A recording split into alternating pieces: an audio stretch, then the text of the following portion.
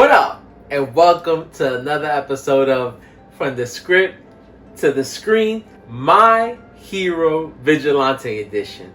Not My Hero Academia. My Hero Vigilantes is a side story that happens right before the events of the main story, My Hero Academia. Of course, the original concept by Kohei Horikoshi, but the story is by Hideyuki Furuhashi, and art was done by Betten Court. The anime is produced by Studio Bones, and I want to give a big shout out to Studio Bones because I love the way they presented this anime. Very vibrant. Every single scene in this anime is full of life, so shout out to them. It looks very fresh. We know that Studio Bones has been leaning more towards the comic book illustrations towards the end of My Hero Academia, and I feel like with Vigilantes, it's the best that it could be. They worked out all the kinks and it looks dope. Episode 1 covers chapters 1 or episode 1 like they have it in the manga, and about half of episode 2. We get introduced to the main characters. Pop Step, who's like a little local celebrity.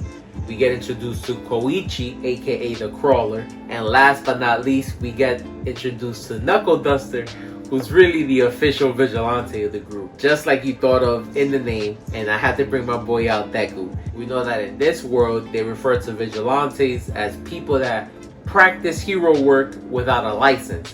And in these times, that was very apparent. Throughout the first episode, you could see a little bit of how lawless the situation was in the city and how people were more inclined to do what they want. So after a little bit of a tussle, we see that Knuckle Duster has been running around looking for a synthetic drug that's supposed to be producing these random villains popping up throughout the city. So definitely my favorite panel of the week.